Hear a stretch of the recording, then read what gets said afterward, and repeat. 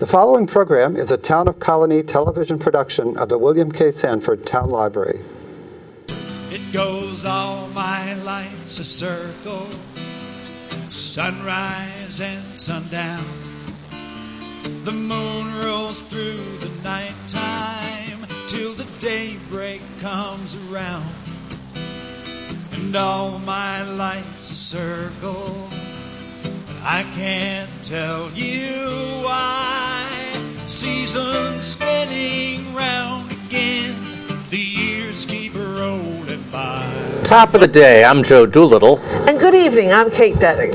And this is Story by Story. Celebrating the human spirit, which is broadcast at various times throughout the day. So it may be day or it may be night. Yes. Fair enough.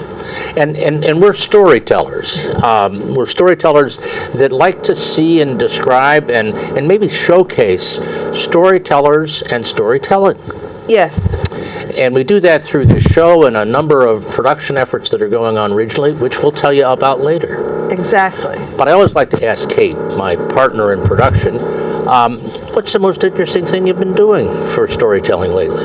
Well, one thing is that Elizabeth Ellis, my mentor, or my main mentor now, but Janine Laverty's also, is 75. She lives in Dallas, and she had told me that she wanted to see the Women's Rights National Park and see where Elizabeth Cady Stanton lived. No kidding. So, every year she comes to my house to conduct a weekend workshop.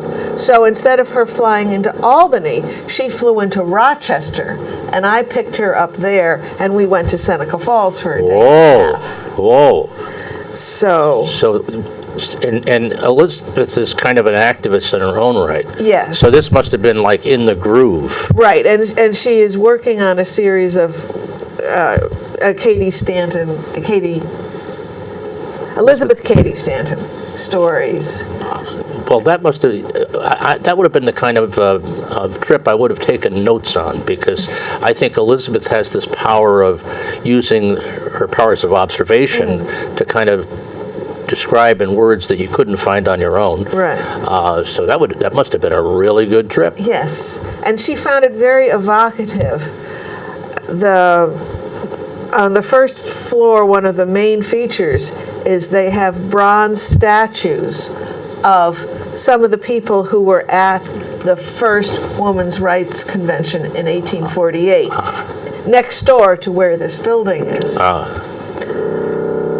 And there were two Quaker women who were depicted with their husbands, but Elizabeth Cady Stanton was alone.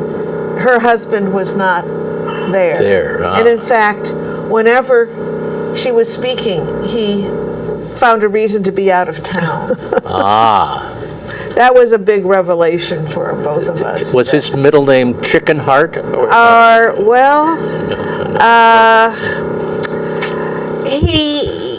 And I believe he shared his sentiments with Elizabeth's father. That Elizabeth went to Emma Willard in Troy. That's right. And she, her father was based in this area, and when she started becoming an activist, he decided to buy her a house way out west in Seneca Falls and get her away from... She had an older brother who died, and so he had educated her like a boy. And then when she acted like one, it was like... Fascinating. I think but little did he know that there was an active group of Quakers out there. And there was equality between the sexes, and that was just a place for her to bloom. You can parent and then you can parent, but that was it. So he was hoisted in his own petard. And then you had Elizabeth in the car with you all the way back to Clifton Park. Yes. That would have been a trip too. Yes, indeed. Fun. 3 hours. And then we came to a house full of people, and story. Wow. And yes. And I was away that weekend, so I missed all that. So thank you for bringing it up and telling us about it. For me, I'm a member, as you probably know, of the Healing Storytelling Alliance, and that's a special interest group of our national effort. And it's a remarkable group of about 220 storytellers. And we have a great website at healingstory.org, which is a real reference if you're looking to have do a program or think about storytelling that can heal and touch and bring out the best in people. And we've started a new program in social justice, which is a key issue in these days and times. But the thing I really wanted to make folks aware about is we have a series of monthly or 10 times a year teleconferences that feature storytellers using story in the healing arts or method. And the teleconferences are free, and they're also recorded and available on our website for free. And they're probably the most unheralded resource in storytelling, which is why I like to promote them, because they truly are exceptional, and they've got great application of the story in many different venues: child welfare, the healing arts, chaplaincy, education, and of course race and social justice. Stories aren't just for fun. Well, some of these are fun stories, but you know, there's deeper meaning. You know? Kind of like having fun with Elizabeth in Seneca Falls. You know, there you go. Well, we have a really wonderful guest today, don't we? Yes, indeed. All the way from Cooperstown. All the way from Cooperstown. So we appreciate her time and travel tribulations. So we'd like you to welcome Claire Beetlestone. Claire is a storyteller. Professionally, she's the mother of 5 kids and a physician. She's traveled and lived in various parts of the world and brings that experience to her storytelling, as well as some social activism, which is tied up in some of the issues around fracking and the environment. So we're really glad you're here today, Claire. Yes. And that you're no longer biking in Prince Edward Island. We're back. We're back. We're back from that. Back from vacation. Okay. When did you actually begin to think about yourself as a storyteller? I suppose I was from the get-go, because my grandfather was. He always had a big dinner. He liked to give formal dinners, and he presided. And he was with the Department of Education, so he had all the educators around there. And I was a little girl, and I was so cute. And they let me come in and tell stories. Oh my goodness. So I guess I've been doing it for a long time, and not really calling it storytellers. Really? So why do you tell stories now, since you don't have big dinner parties that your grandfather's been putting on? Why do I tell? Because I have to tell stories. I think everyone has to tell stories, and I have always maintained, it is arguable, that storytelling is the first profession. Think about it a little bit. Yeah. You go out, you hunt, you gather, and then you have to tell everybody what it was and where they were and how it happened. Okay. That's it. I've said many times that my side on it was, before they painted those paintings in the caves, they were telling it around the fire. Yes. Now, some musicians said maybe they were singing about it around the fire. No, I won't. You know. But they're using words, and that makes it a story song. Okay, we win. Yes. And we have to tell stories wherever we are. We're telling stories wherever people are. They're telling stories to one another. We can't avoid it. It's certainly an issue about how you entertain somebody and how you teach something in a reference to it.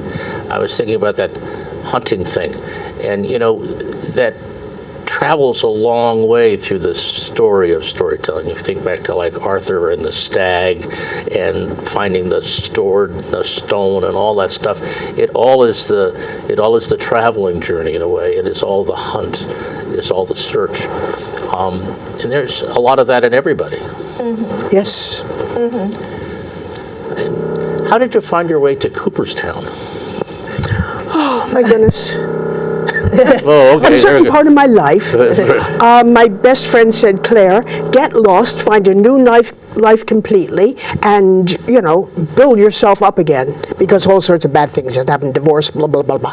So what I did is I went west, and I went to Arizona, and I went to a place that is the fastest growing gaming center in the world. And if you know me personally, you know that's not really compatible with who I am. But I went there, and I really didn't like it. And I cast about for a place to work. And a headhunter found me. And I said, look, I've lived in the Berkshires in the middle of winter. I'm tired of getting up at 6 o'clock in the morning, digging my Jeep out of the snow with a baby on my back. And, I said, I don't want that anymore. He said, no. The Cooperstown, Oneonta area really doesn't have much snow.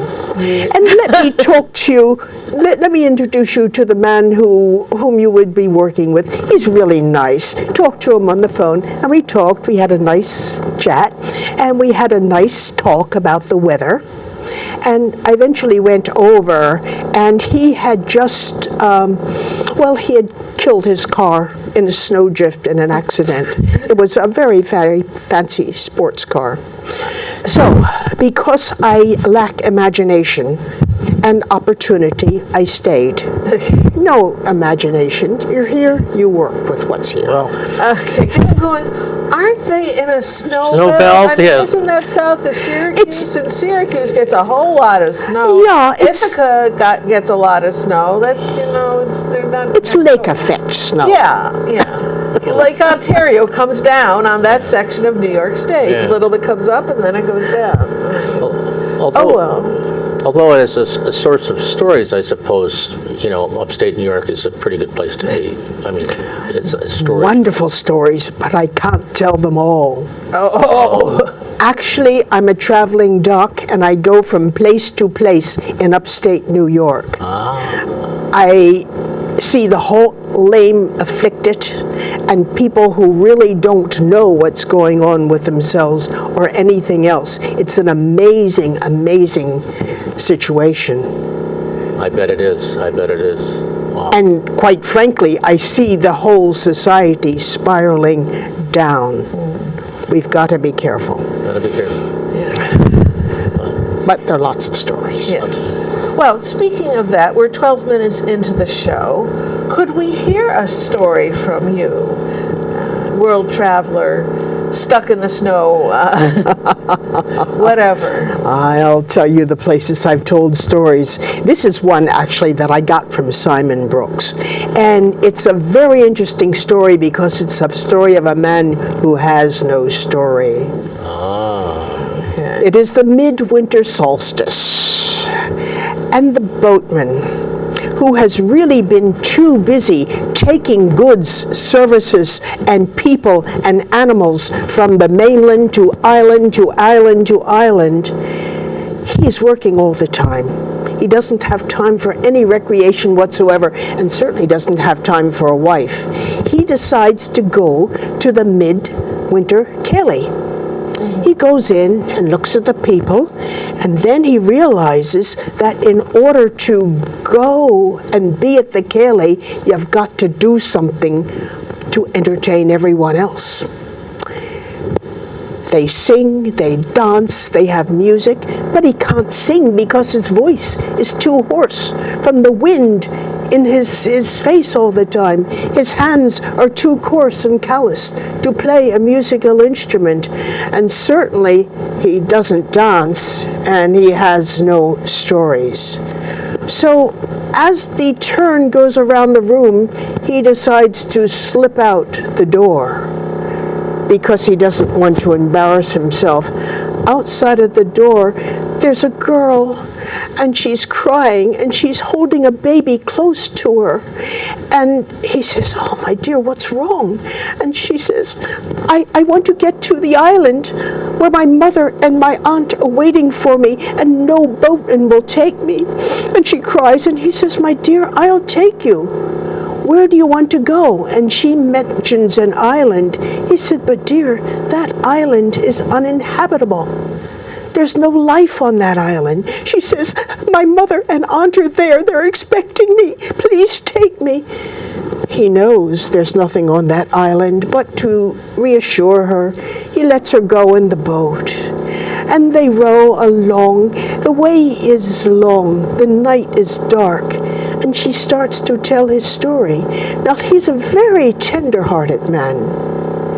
And he hears this story. His heart is touched. And he realizes how young and beautiful she is. But he hasn't known anything of women. But he falls in love. He slips into love. Then they get to the island. He's been to that island many times before. And he knows that there's nothing there. There are a few cloudberries. And he often goes there to rest while he's fishing. And there's a little bit of seaweed, but that's all. He's explored the island. They land at the island. He pulls the boat up, and she says, come. And they go a little way, and there's a path that's going straight up into the island. And he knows there's no path there. And they come to a house where he knows no house has ever been. And she invites him in for a dram. He goes in and meets the mother and the aunt. And the dram turns into a meal. And the meal makes him drowsy as he sits in front of the fire. He falls asleep for just one moment and then wakes up with a start. And she says, why not stay the night? And he says, I can't stay the night. An unmarried man like me and a house full of women. She says, well, then why don't you get married? He says, really? And she says, yes, you're quite the catch. So they marry in the old way, and he never leaves again. It is a good place. There are things growing. There are cabbages and onions and tomatoes, and there's a milk goat, and there are chickens. And it's just a wonderful place to be. And eventually they have 6 children. They are content and happy. Then one day, one of the boys has been wandering around the island, and he finds an oar. He brings it to his father and said, what's this for? And the father thinks for a while, then remembers, and said, where'd you find that? And they all go to the place where it's found. They go through the gorse and the mud and the rocks, and they stumble over and find the boat and the other oar. And the kids say, what's that for? He says, I'll show you. And he pulls the boat out, takes the oars, and he goes into the sea, picks up the oars and starts rowing, and his body remembers. He remembers the joy of that feeling. And he rows and rows, and his wife calls back to him, but he can't hear her. He's too far out. And he rows full of joy and rows and rows. But as he rows on, everything becomes very, very dark. But eventually he does reach the shore of the mainland. He stops. He gets out of the boat, and the moment he sets foot out of that boat, things change. He doesn't know why, but things change. He feels very old and very tired and very drained. But then he remembers his wife and children, gets back into the boat and rows back. But as he rows, a mist comes up, and it covers everything, and he has some trouble finding the island, but he does find the island. And he goes, and he looks for the path up, but there is no path. And he looks for the house. There is no house. It is the uninhabitable island that he had known for years and years. He runs over the islands. He finds nothing. So he gets back in his boat and rows back to the mainland. And there he hears music and laughter. And the music is the same song that he heard those many years ago. He goes into the hall where there's a gathering of people in the midwinter Kelly. And he burst in and says to the chieftain, "My wife, I've lost my wife, I can't find her." The chieftain says, you never had a wife. He said, "Oh, yes, I did." And proceeded to tell the story that I just told you. Well, that chieftain was so happy, he acclaimed him the winner of the storytelling contest for the evening. No, says the boatman, no, that story is true. And they congratulate him. But every winter solstice, he rows out to that island, and he looks for his wife and his children. He does this for years and years and years, until finally he is an old man, very weak. He can barely hold the oars. He can barely row. But he makes the way out to the island thinking, this will be the last time that I can do that. He comes to the island. The boat hits the shore. He gets out to pull it up, and then he turns, and there is his wife with her arms open and all the children smiling around her. And that's the story. Oh. The lone boatman with no story to tell. Wow. I had never heard that before. Wow. I'd heard Versions of it. other stories of people going to a ceilidh with nothing to tell, and then they have this adventure, but totally different than this one. There are many stories like this, and I was at a very interesting party a few days ago, and someone found out I was a storyteller, and he sat me down. He said, someone else said, "You were requested in the kitchen." And he sat me down and he said, "I hear you said it once, there are only 10 stories. What are those 10 stories?" And he sent me to it. That was one of the stories. That's told lots and lots. Yeah. I wonder why, though.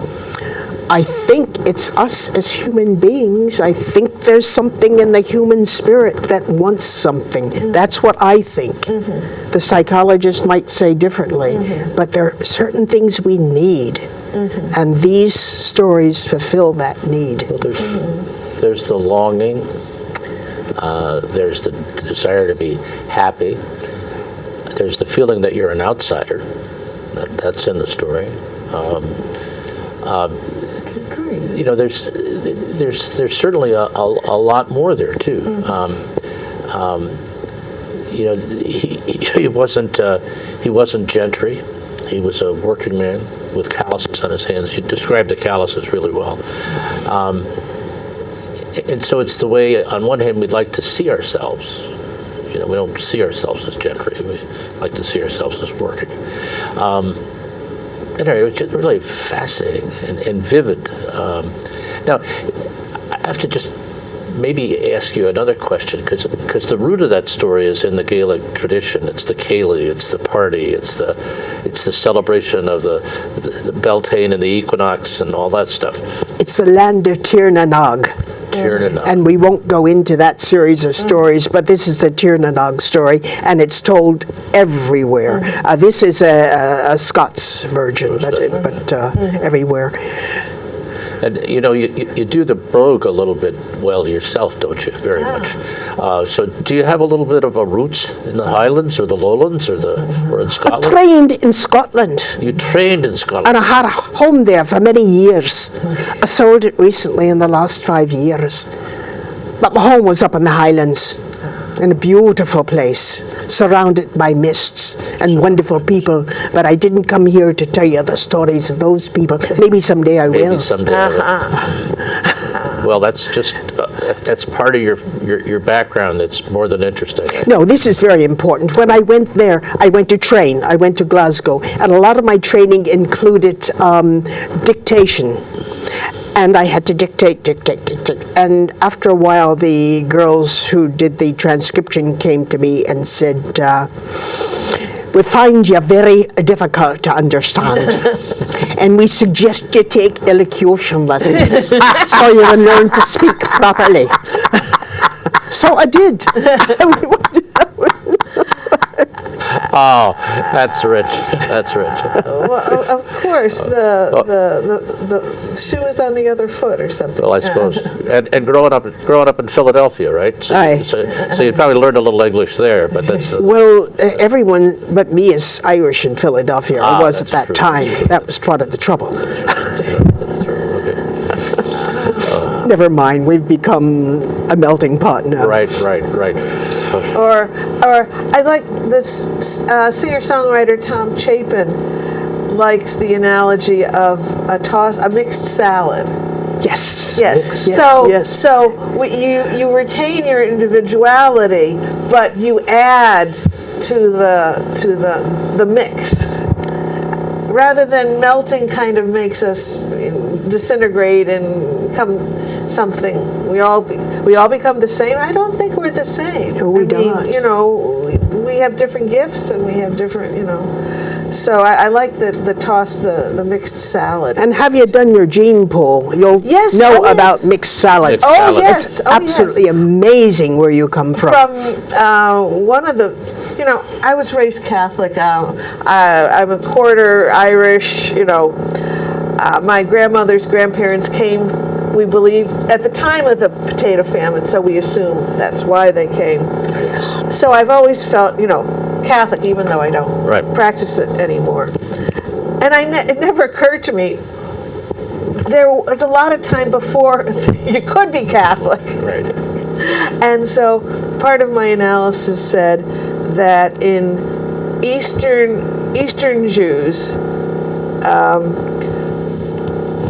the people are descended from 4 different women. I don't know how they do this, but they say, and I am descended from 3 of them.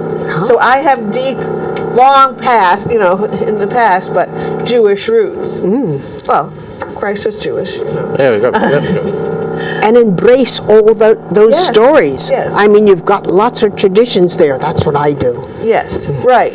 But I have to carefully research those stories because I wasn't brought up in those traditions, so I have to, I wouldn't tell sacred stories, but even just this kind of story, you need to know some background to honor the story and the people properly.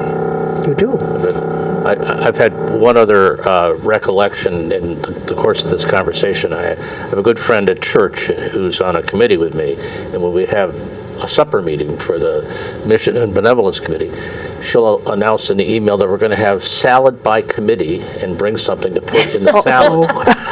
And I'll tell you, we have some wild salads. People get a little carried away. But we should do that at a story circle meeting sometime because it just, you got somebody showing up with a hot pepper and somebody showing up with a cucumber and, Well, Nancy Payne has made some marvelous salads. She always includes fruit. I mean, I'm thinking veggie, but some citrus. Just it really, of course, cheese. Well, it's one of my main food groups. Anyways. So Yes, it we'd is. love to have our viewers experiment with this salad mixed by committee. And if you have a good story out of it, we'd love to hear that too, eh? Yes, indeed. We've done dessert. Yes, we have had dessert story circles. Potlucks. Yes. Don't eat first. Don't eat first. My dear, we are not to eat sugar anymore. Sweet, white, and deadly is out. Oh, really? And we're cutting our carbs. Yes. Okay. Oh, yes. So- I'm on Weight Watchers, and so Yes, so yes. So- in great moderation. Yes. In great moderation. Yes. There's another aphorism you can live with, I'll tell you. All right. Yes.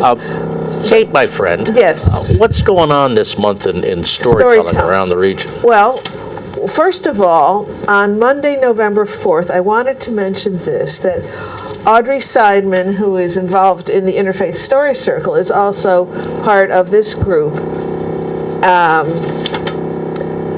It's called A Painful Hope. Come here, unlikely partners for peace. Come hear firsthand the personal stories of Shadi Abu Awad, a Pakistani activist, and Hanan Schlesinger, an Orthodox rabbi and passionate Zionist settler, who came together with painful hope to build dialogue and cooperation. Now there's a conversation. Yes, Monday, November 4th, 7 to 9 p.m. at Congregation Ohav Shalom on Crumkill Road in Albany. And you can, for questions, you can email roots@albanyuu.org for Universalist Unitarians. So more information is also at friendsofroots.net. So, And I think those folks were also going to be at the Islamic Center and at of the Capital District on Lansing Road on Wednesday night in Schenectady. So check that there too. Okay. And they're an extraordinary connection, and I commend Audrey and her synagogue for bringing those two people to the area. Because, and I bet they've shared their stories and found that they have a lot in common. To be sure. That's Gert Johnson's feeling when she started the Interfaith Story Circle over 25 years ago. When people of faith share their stories, they find out how much they have in common. The roots are the same. Yes. They're ancient. Yes. Yes. So, on the first Monday, Tales and Stuff, which will be the second Monday in November, on November 11th, there will be Sandy Schumann, who will share some of his constantly growing collection of familiar songs and their unfamiliar stories. And Sandy is a marvel, both as a storyteller and as a musician. And I just like to listen to him play the guitar sometimes. It's great. Just play. Yes. And then the Interfaith Story Circle, they have monthly meetings September through June. They go from place of worship to place of worship, have very different topics, and they don't have like the third Thursday of the month or anything. The timing in the month is always floating. This month, November 13th, will be the meeting. That's a Wednesday. Stories of Gratitude, New and Old, at the Association of Bosniaks in Watervliet. And the featured teller is a gentleman called Jakin Aubert. Maybe. I did the French pronunciation, but I'm going, maybe that's not how that is pronounced. And there is a story in the Bosnian community in the Capital District that goes back to the disruption in the Balkans and to some major resettlement efforts by many congregations. So there's a wonderful story about maybe hope and welcome in that evening as well. Then, on Sunday, November 17th at 3:30, we will hold the 24th annual Telebration at the GE Theater in Proctor's. The topic is mountains, and they will be actual and virtual. And the tellers will be, oh my goodness, you and me, Margaret French, Marnie Gillard, Linda McKenna, Claire Nolan, Elliot Nieves, Nancy Marie Payne, and Beverly Schwartz. And our MC once again will be the lovely lovely and talented Karen Pillsworth from Kingston. And that's going to be a great afternoon of storytelling, not because I'm part of it, but because that's a great effort that we put into to raise money to fund community storytelling programs throughout the years. So. And in that the 23 previous years, we've raised enough money to underwrite over 100 storytelling events in the Greater Capital District. We're So very come on over. proud of that. And the refreshments are fabulous. Then we will have our monthly meeting, we, the Story Circle of the Capital District, right here at Colonie Town Library on Tuesday, November 19th, 6 to 8 p.m. The purpose of our meeting is to share works of progress, and the teller can get as much or as little feedback as they want. Some people just want to hear good things. appreciations. And then other people, with a brand new story, maybe that's all you want. But you might say, did you have problems anywhere? Or some people even are willing to ask for suggestions. But they've lived with the story for at least a couple of weeks, if not months or years, and we would prefer, it's always done kindly. That's right. It's always, feedback is always kind of soft and intended to improve. Right. Yes. I was confused which woman was speaking when, rather than, you really have to work on your voices, because, Okay, enough of that. And then there's a monthly storytelling open mic up at Cafe Elena on the 4th Tuesday of every month, September to June. The featured teller is Linda McKinney. And that's 7 to 9. It's for a very modest fee. Students are free. New tellers are always welcome. You need to show up before the start at 7 to sign up to be a teller.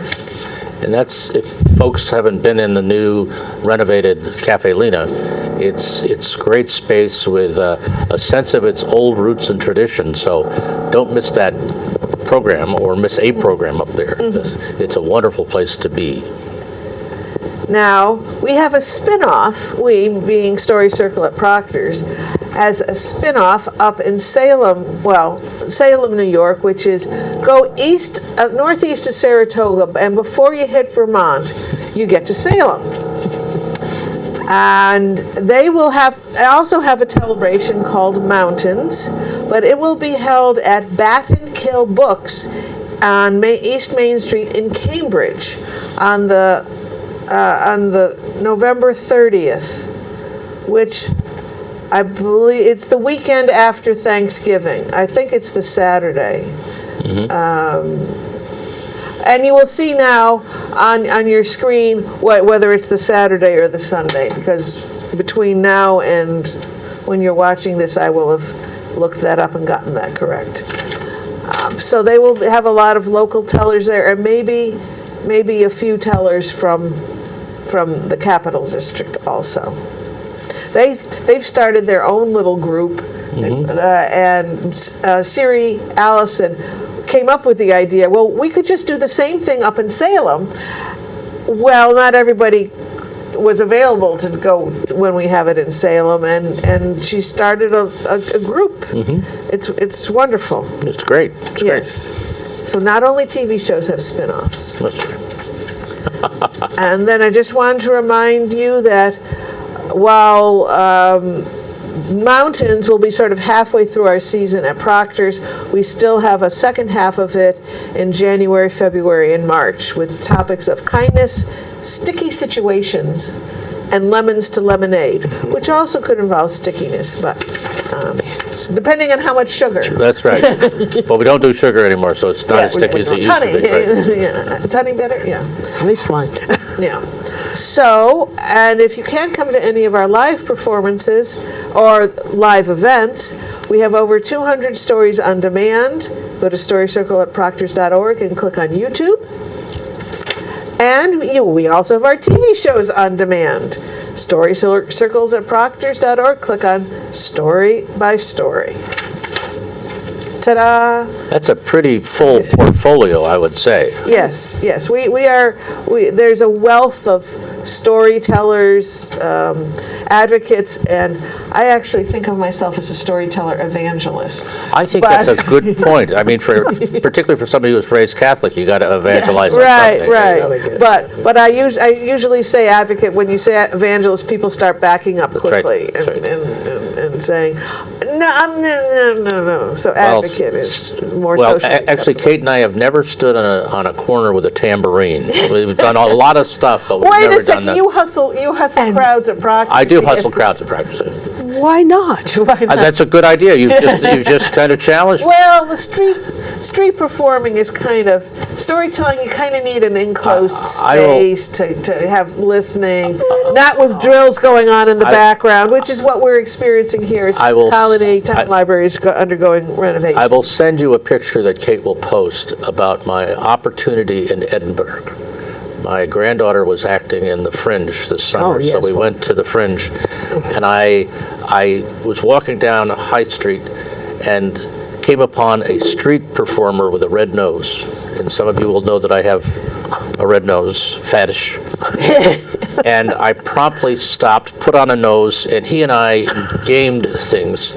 I took off my Colgate baseball cap, threw it on the pavement, threw a pound in the cap, and looked at people around us who had gathered, and people began to throw pounds in there.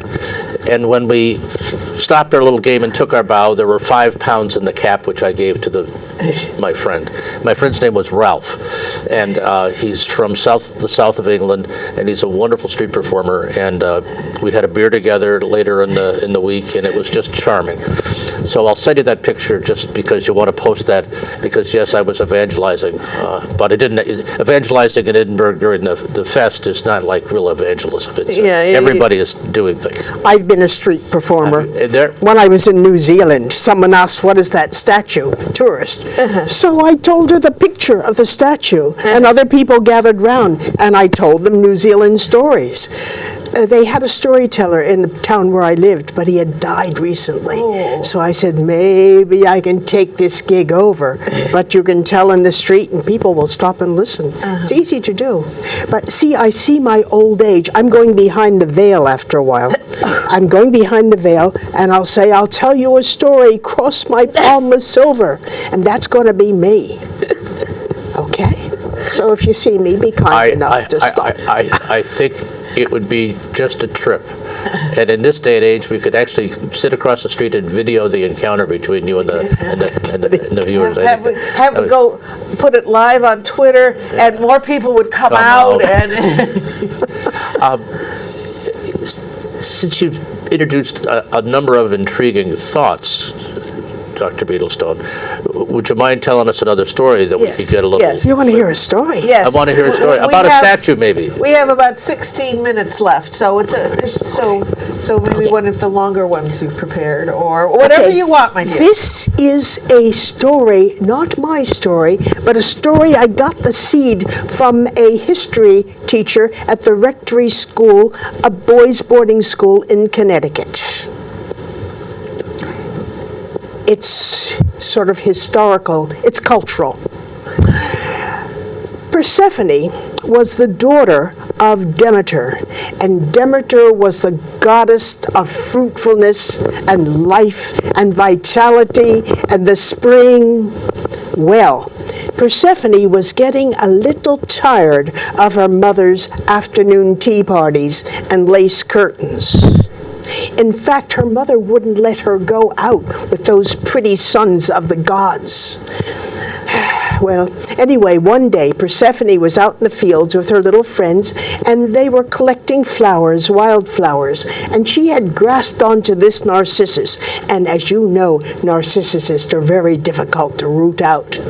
Anyway, she got this narcissus and pulled and pulled and pulled, and finally it sort of popped out, and she fell back, and the hole that the narcissus had come from began to expand and to expand, and there was a roar, an increasing roar, and it got so that it was ear-splitting, and out of the hole came Hades.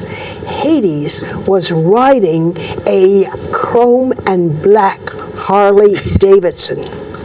It was fully accessorized and customized, and he was on it. He was huge. He was hairy. He had his vest on, and she could see his muscles outside of his vest. He had no helmet, and his hair flew in the wind. She had never seen or imagined anything like that, so she looked sideways at him, and he saw that and smiled and took her and put her on the soft tail of the bike, and she held on tight, and they went straight down to Hades. Now you see, the problem here is that he had been living in Hades since time immemorial, and in fact he had seasonal affective disorder. He was depressed because it was so dark there. Persephone was full of light and beauty and song and spring. Anyway, she went down there and looked around. There were these old workshops, and in one particular workshop, there were lights and cables, and there were electric attachments, and there were dimmer switches. And she said, now she had taken a degree in electrical engineering.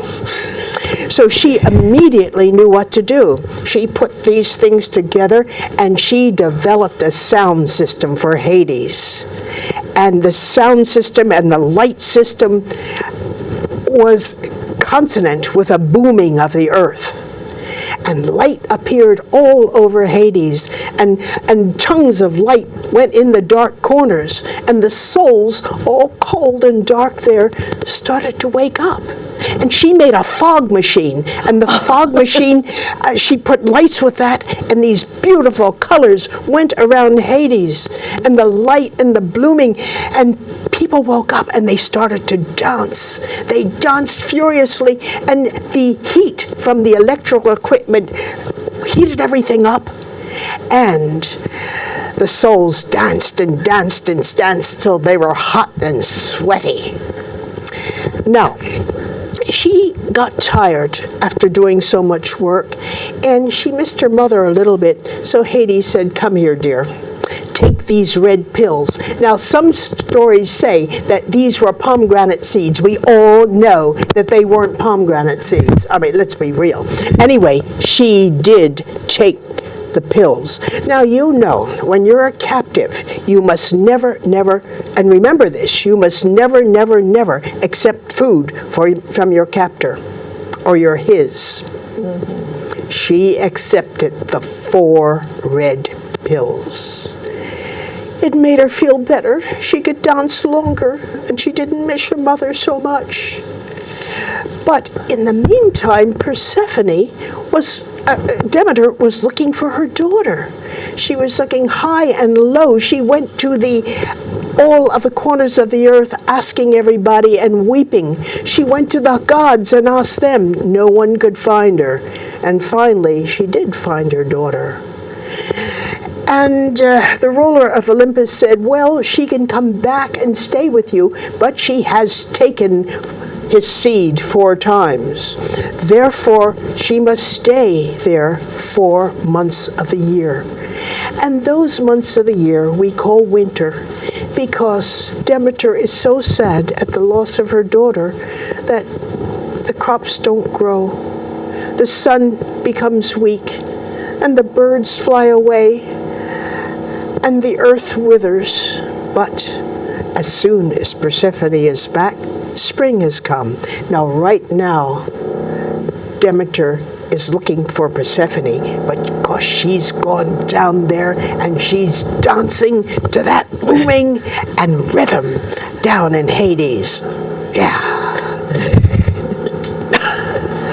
Yeehaw! Yeehaw! You know, somewhere in Greece, there's a person who knows the myths just kind of spinning.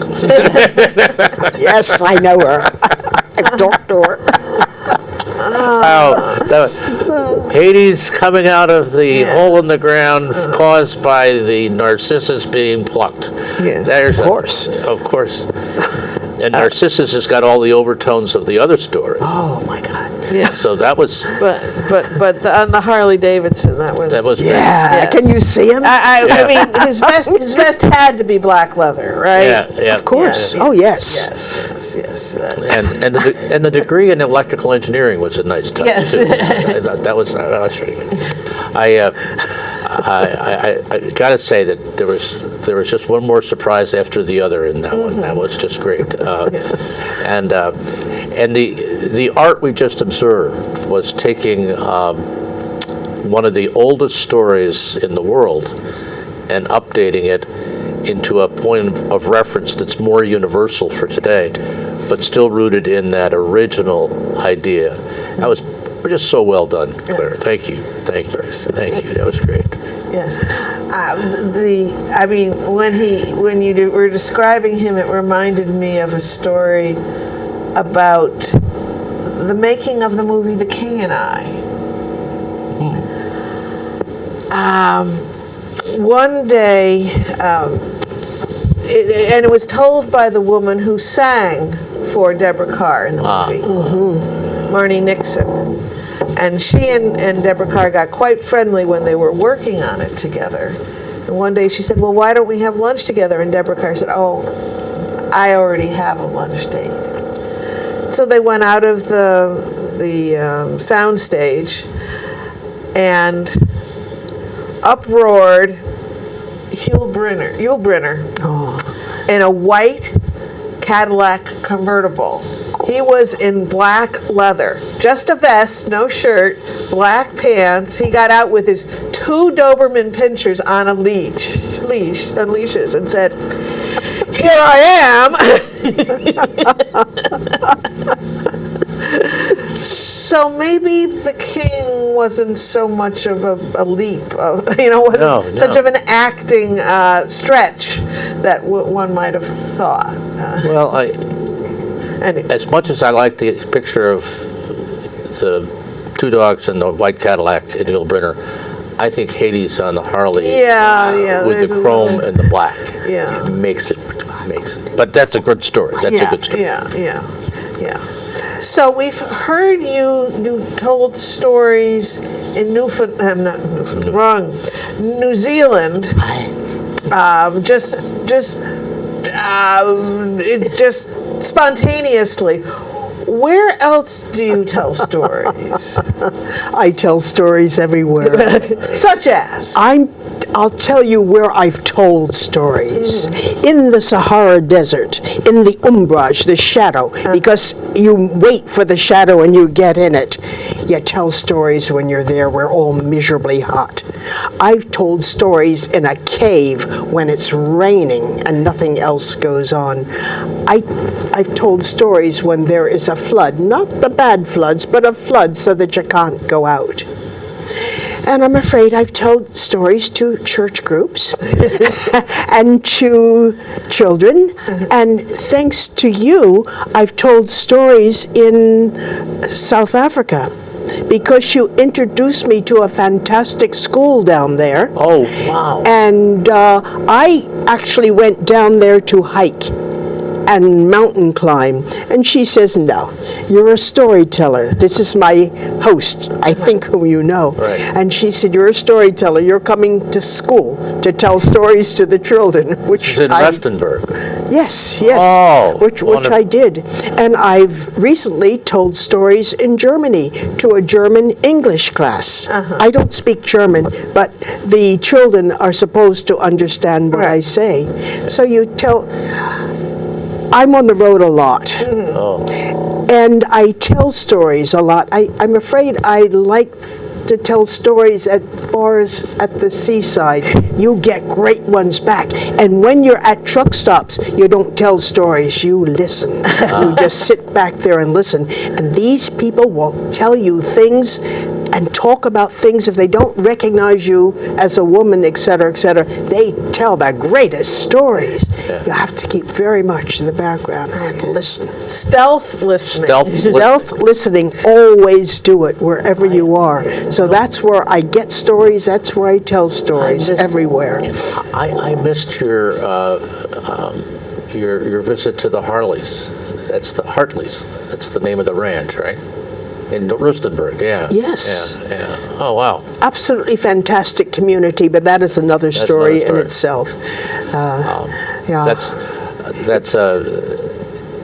You're remarkable. One, you've taken the travel, and I think you've underscored one other thing we don't mention enough: the ability to listen and kind of discern a story that's worth using to entertain or to teach.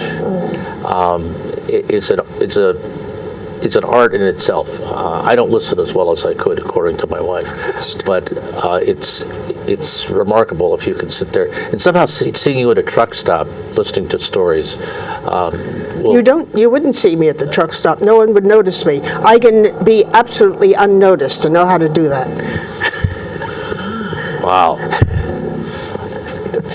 Well, I just wanted to tell you that I've always noticed you there.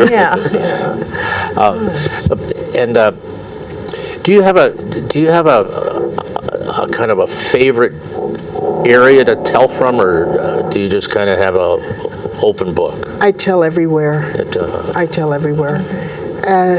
Recently, my daughter's husband's 60th birthday, if you please, was last weekend, and I told a lot of stories that weekend at a lot of places. Oh, good. And that was fun.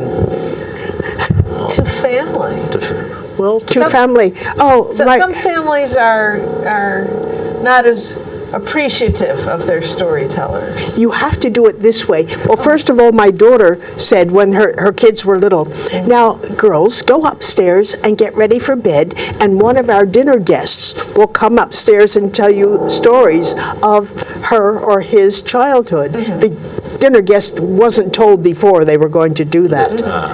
And also, New Year's at that family, we had sort of a ceilidh. Whenever you came, you had to do something. That was when the kids were young. And everyone did something, and at 12 o'clock, we could all go home and go to sleep. Now things are different. We tell stories in family.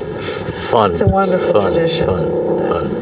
And we're sort of, there's some of us that like to be on boats, and when you're on boats, you tell stories of necessity. That's a captive audience. That's true. You can't They get off can the go boat. downstairs, they can go... Well, Yeah. but that's I get seasick, so. Captive audience, that's absolutely fascinating, because you have all of these people in this enclosed space, and you make them disparate people from all parts of the world and all age groups, and they're stuck there. Maybe stuck because the flood waters are rising and boats haven't come to rescue them. No one's there but them, and they might even die. And what do those people tell each other on the last night of their lives? This is a story seed. Take it. Oh, that's an event. That's a play. That's a TV series. No, it's a multi-part film. No. Well, I have We have less than 2 minutes. Well, I have a quick story about stories and sailboats that stays with me almost every day of my life. When I end an email or a letter, I say, "Much good cheer, Joe." And my sister and her husband had a 35-foot Pearson sailboat in Buzzards Bay that was called the Good Cheer. And when we were sailing, they would often have friends sailing, and my brother had a sailboat as well.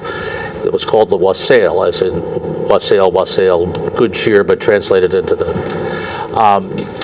So when I began to look for a way of ending a letter, this "Come Back Good Cheer" on the radio was kind of the echo in my mind, and I began to use it. And I still have this message from my sister on an answering machine, because I put the Good Cheer thing on my answering machine, and she calls up one day, heard it, and says, "You bum, you've used the name of my sailboat in your answer message. What kind of brother are you?" A loving brother. And I've never gotten away with that. I've kept that message because it was so perfect, but I had to beg her to continue to use the aphorism because I thought it was so apt. So "Much Good Cheer" is part of my story. And how long has she been gone? 20 years, actually. Yeah. So anyway. Well, we must leave also. So thank you, Claire Beetlestone, so You're much welcome. for coming and being our delightful guest. Delightful guest. The time just flew. And good seeing you again, Good Joe. seeing you again, and we'll see you at Telebration, if not sooner. Right, and thank you very much for coming, and we hope you'll come back and see us again. Thank you. Much good cheer. It goes all my life's a circle, sunrise and sundown. The moon rolls through the nighttime till the daybreak comes around. And all my life's a circle, but I can't tell you why. Seasons spinning round